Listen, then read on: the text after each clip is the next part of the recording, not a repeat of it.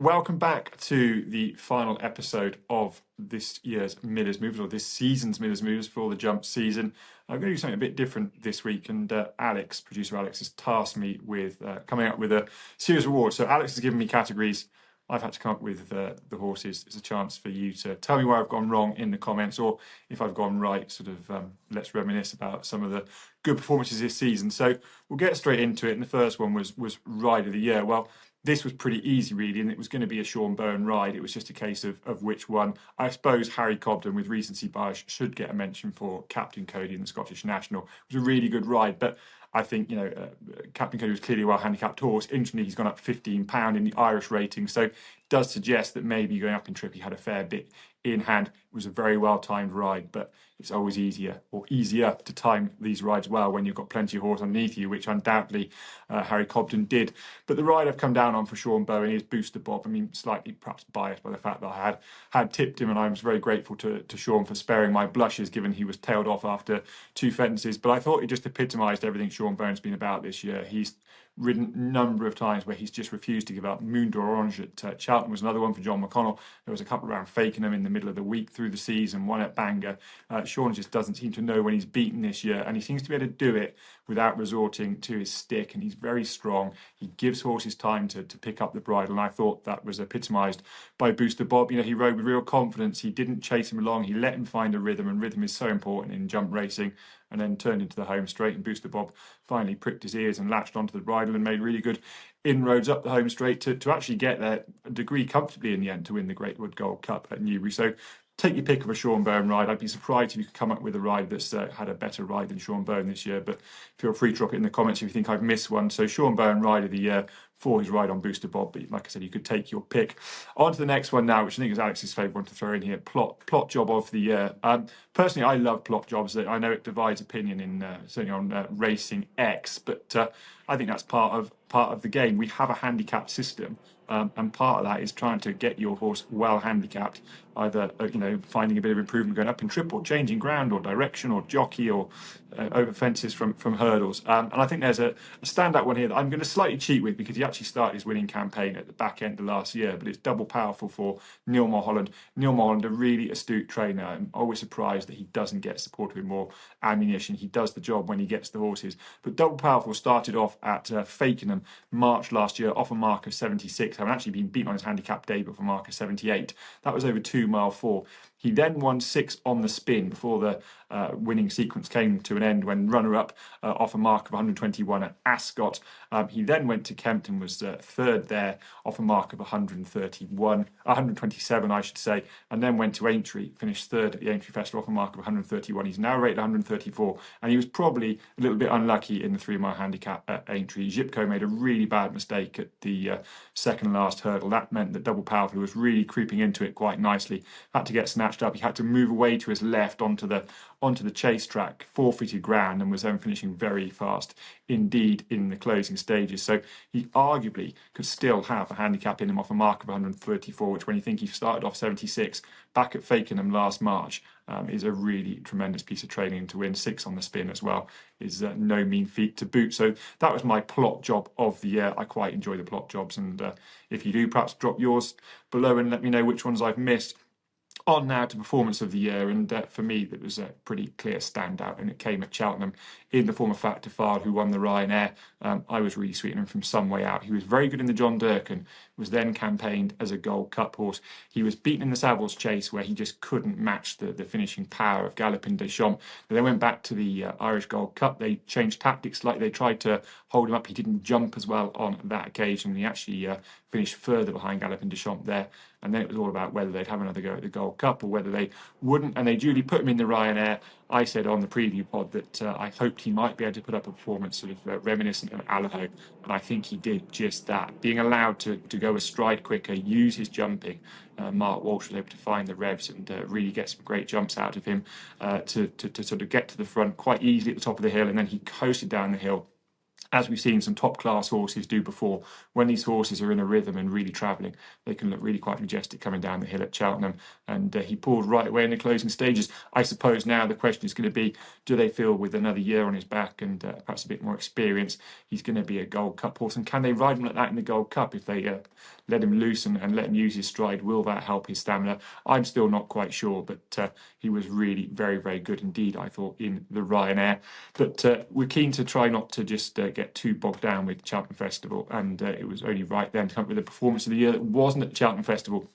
For me, it was Djelo in the Peterborough Chase from Huntingdon. Horse I was really keen on from the start of the year. I actually flagged him up as an open grade horse to follow for the year. I abandoned him for Newbury for the Denman Chase rather frustratingly, but he was very good on that day in December at Huntingdon in the Peterborough Chase. Travelled really nicely in behind the leaders, jumped immaculately on his preferred soft ground, got to the front 3 out, which under Charlie Deutsch is quite an unusual thing to see with a horse. Charlie is normally very efficient with his petrol, likes to try and conserve energy, but clearly Jelly was going so well he felt that he couldn't take a lead any longer. Got to the front, jumping 3 out, and just drew further and further clear. The Protectorat was hard at work in behind. So was Ginny's Destiny. Perhaps on softer ground, Ginny's Destiny would like Protectorat maybe going the wrong way around, but Djelo drew right away from them, and Charlie Deutsch just cantered home after popping the last. He powered down to the last. He won by 6 lengths. Never had to move a muscle. I thought it was a really good performance indeed. He followed that up with a win, like I said, in the Denman Chase at Newbury. Hasn't gone to plan since then. He was disappointing at Aintree last week, but Venetia's form has dropped off. I don't think the quick ground would have suited him, and Djelo is certainly a horse that I haven't lost faith with yet, as I mentioned on last week's podcast. Then on to the biggest redemption story of the year. And I think this actually has to go to a trainer in Paul Nicholls. He's had to endure a pretty tough season. The form of the stable hasn't been what it was. Some pretty expensive purchases coming into the yard. He's mentioned that he's going to change his recruitment policy, and I think Tom Maloney is going to play a far smaller part, having spent fairly significant amounts of money, particularly on Irish point-to-pointers that perhaps haven't worked out. But the ones that really caught the imagination were Caldwell Potter and Regent Stroll. Caldwell Potter was pretty disappointing through the early part of the season, as was Regent Stroll, having been really impressive on his debut. He went to the Cheltenham and bombed out badly, and then to add further insult to injury, was beaten at Exeter next time out in what looked like being a penalty kick. But Paul Nicholls, he's not been champion trainer for all those years for nothing. He's bided his time, he's had a plan, and he's executed it really well. Caldwell Potter went to the Jack Richardson at the Cheltenham Festival, won really impressively there, and then went on to land a grade 1 at the Aintree Festival. Again, trademark jumping is Paul Nicholls' go-to attribute for horses. They do loads of schooling in the indoor school, the outdoor school at Ditchit, and Caldwell Potter's jumping was exceptional both at Cheltenham and at Aintree. Whether it will take the step up to be a Gold Cup horse or a Ryanair horse, who knows? But certainly, having spent a big six-figure amount on him, he certainly started to repay that in the spring of the year. And so too, I suppose, to a degree, did Regent Stroll. He was beaten at Aintree, but it was a far better performance. He still looks too keen. Harry Cobden is adamant that fencers will see him improve again. And given what Paul Nicholls has done with these horses this year, you'd be a brave man to bet against him finally getting it right with Regent Stroll. And then you also must mention Caliph de Burley. He was a slightly less sort of talked about horse. He didn't have such a bad start to the season, but he duly went on to Aintree and won there as well. So the season has ended very promisingly for Paul Nicholls. If this change in recruitment policy works and he starts to get the better type of horse into the yard, he's clearly by no means a back number in the training ranks. Then on to my favourite moment of the year. This is a pretty emotional one, really, but I think it would be hard pushed to argue that that day at the Cheltenham Festival when Nationale and then Jazzy Matty both won, having been ridden previously to victory 2 years before by Michael O'Sullivan, who sadly lost his life in that fall earlier in the season, was just a really powerful moment. And I'm a big lover of sport. I would rather watch sport than watch anything else. I was in Europe this weekend, staying up to the early hours of the morning to watch Rory McIlroy win the Masters. Golf, having never swung a club in anger, I probably couldn't name you 5 golfers, but I heard it was on. I wanted to watch it. Sport is one of these things that really elicits great emotion, but I don't think any sport can match horse racing, particularly jumps racing, for that emotion, the link up between man and beast and the risk these guys take was never closer to the mind than when Jazzy Matty won at Cheltenham. So I think for me that would certainly be my favourite moment of the year, despite of course coming on a very, very sad backdrop. The best storyline of the year, slightly different I think to the best moment. I don't think this has been a vintage National Hunt season. I have to say we've had some ups and downs, but I think Golden Ace winning the Champion Hurdle in that tremendously chaotic Champion Hurdle, I still haven't really made head nor tail of. Constitution Hill falling at the top of the hill, starting off his sort of Achilles heel with his jumping of these softer hurdles. State Man looking like he was rejuvenated going to the last, looked like he was going to win, and he came down inexplicably at the last, which left Golden Ace to come home alone, I suppose. And she was arguably a fortunate winner, but you have to be in it to win it. And I just loved the adventure by owner Ian Gosden, who had gone against the trainer. Jeremy Scott was sort of leaning towards the mare's hurdle. Ian Gosden said, no, I've got a horse good enough to run the Champion Hurdle. That's where I want to go. And I don't mind if I finish 5th or 6th. I just want to take part. And I think that's the essence of National Hunt racing. Unlike flat racing, where you can make your fortune if you're lucky, it's very unlikely you're going to do that in National Hunt racing. You're in it for the sport. And I thought Ian Gosden, Jeremy Scott, who with the chance of Jezza around the winnings enclosure after, was clearly a very, very popular trainer. And of course, Lorcan Williams, who's had a tough season. He served a fairly long suspension for whip infringements, but he showed his character to bounce back and land a Champion Hurdle. So for me, the storyline of the year was Golden Ace, and I hope that win triggers perhaps a bit more adventure from other owners with deeper pockets and a bigger string of horses. Then another one that I don't mind sort of facing up to is my worst take of the year. Well, I mean, take your pick. When you're putting up horses week in, week out, you're always going to come up with some stinkers. But I think the one that caused us the most laughter in the SBK WhatsApp group was early in January. I was asked to come up with a Gold Cup selection. That was after Galloping to Champs had obviously won at Leopardstown at Christmas. He looked like a fairly surefire thing at that point. I thought for the Gold Cup he was pretty short. I ventured that maybe Spillane's Tower going up in trip, but still had more to give, and he was a big double figure price. I think around 16-1 at the time. I didn't think that was the worst anti-post each way bet. Turned out it was a terrible anti-post each way bet, because I think it was 2 or 3 days later the Gold Cup entries came out and Spillane's Tower was nowhere to be seen. And Julie never went to Cheltenham, went to Aintree and didn't run there because of the good ground. So maybe he's one for next year. Sadly, if you followed me, and I'm afraid your slip is only valid for the 2025 Cheltenham Festival, you won't be able to roll it onto the 2026. So that was a pretty poor take. And then just two that I'm really frustrated about: Regatta de Blanc and Don't Tell Sue. Both trained by Paul Nicholls. I've followed them over a cliff this year. I've given them far too many chances. I was very impressed by Regatta de Blanc, who'd been a hunter chaser last year.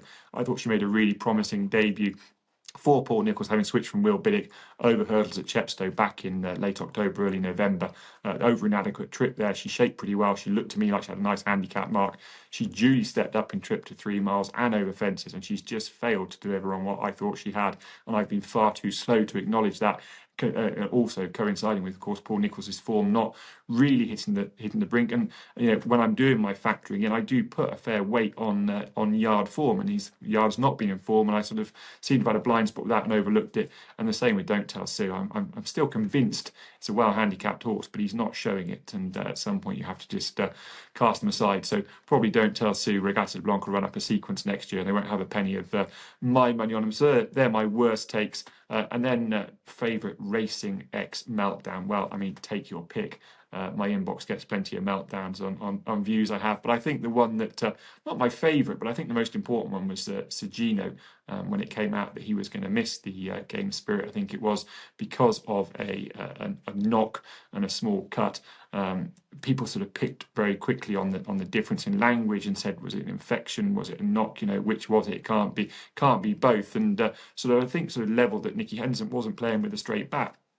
As it turns out, they didn't really know quite how serious it was. They thought it was fairly innocuous. They thought he was going to miss a couple of days. They were looking for replacement races with a view to get him to Cheltenham and the Arkle. And as it is now, it was a very, very serious situation indeed. He was, close to losing his life at one point, and he's now going to have to fight back from that. And we just have to hope that he's going to make it back to the racetrack next year. And I thought it was just a really good reminder that not racing perhaps doesn't understand enough, and racing mainstream media doesn't do enough to explain just how fragile these thoroughbred horses are, and what a great job many of these yards do to keep the horses on the road, to get them back to the racecourse year on year. It's no mean feat, and I think sometimes we just need to have a little bit more tolerance, and perhaps those that seem to have a blind spot with Nicky Henderson and his cautious approach to running his horses, which I think is entirely his prerogative, perhaps just need to have a bit more patience with a trainer who I think is one of the very best we've ever seen.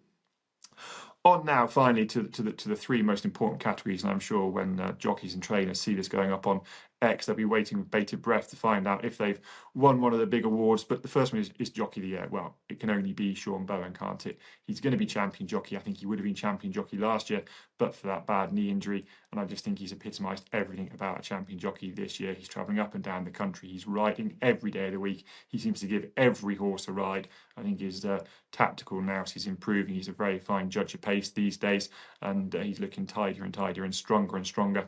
And he's a very deserving champion jockey this year, and that's certainly my ride of the year. On to trainer of the year. Well, again, this is a pretty obvious one, isn't it, really? I mean, Willie Mullins, I think, is going to beat Dan Skelton, all things being equal, to the trainer's title and regain it for a second time. And he's effectively won the British trainer's title from March to the end of the season. It's a phenomenal feat to win it 2 years in a row, but he's going to get plenty applauded. So I would just mention Ollie Murphy, who's obviously Sean Bowen's principal backer. He's going to hit the £1.5 million prize money this year, having done $1 million last year. So he's improving all the time. 126 winners. His current strike rate is 23%. And having sort of looked at these fairly consistently throughout the year with the various bits of tipping I do, I don't recall a time where Ollie Murphy had dropped below 20%. If he has, it certainly won't have been for more than a week at the most. He's kept his horse in tremendous form, and he's won that £1.5 million prize money without having a real flagship horse. Of course, Strong Leader did win at Newbury earlier in the season, but his season slightly fell apart. He was disappointing, I felt, at Aintree, even though he finished runner-up. He's blighted by his jumping. If that comes right, maybe Strong Leader will be the flagship horse. But Ollie Murphy's put together a really nice team of young horses. Clearly links up very well with Sean Bowen. They seem to work exceptionally well together. So I just thought he was worthy of a mention of Trainer of the Year. But of course, it's going to go to the great man, Willie Mullins. And then finally, Horse of the Year. As I mentioned earlier, I don't think this has been a vintage year. At Christmas, you would have said that Galopin Des Champs was going to go on, win at the Dublin Racing Festival, win the Gold Cup, 3 Gold Cups, and he would be Horse of the Year and probably Horse of the Decade. But he got beaten. I think he got beaten fair and square on the day. The better ground didn't suit him. And then in his absence, Constitution Hill has fluffed his lines. Lossymouth, she's been good through the spring, but she sort of lost her way in the middle part of the season. So I'm just going to give it to a horse who's by no means the best horse that's run this year, but I think he's been exceptionally well managed by his trainer, Jenny Candlish, and that's Skyjack Hijack. Hasn't been seen since getting injured in the Grade 2 at Cheltenham, where his 5-run winning streak came to an end. But that winning streak started off a mark of 97 earlier in the season, in August at Cartmel. He's now rated 138. He's an exceptional jumper. He goes off the front. He's electric over his hurdles. And I just thought, despite the fact he's missed a large chunk of the season, to me, he epitomised everything I love about National Hunt racing, that from slightly left field, a trainer can find a good horse, place the horse well, and work right through up the handicap ranks and into graded contests at the end. And he's on a mark of 138. Cheltenham, I don't think, was his track when he was beaten. He clearly picked up an injury as well. So I would just encourage you as well to maybe stick him in your tracker. I don't think that 138 has fully got to grips with this horse yet, and he might well appear and run well in some big handicaps over staying trips next year. So those are my thoughts on the various categories and awards of the season. Like I said, if you disagree strongly, by all means, drop it in the comments below and let me know where I've gone wrong and who are your selections for those awards. Only remains me to say thanks very much for tuning in this year. I'm glad to say we found a good few winners amongst some of the poor takes, and hopefully Handicap Movers and Shakers will be back in October, ready for the next National Hunt season.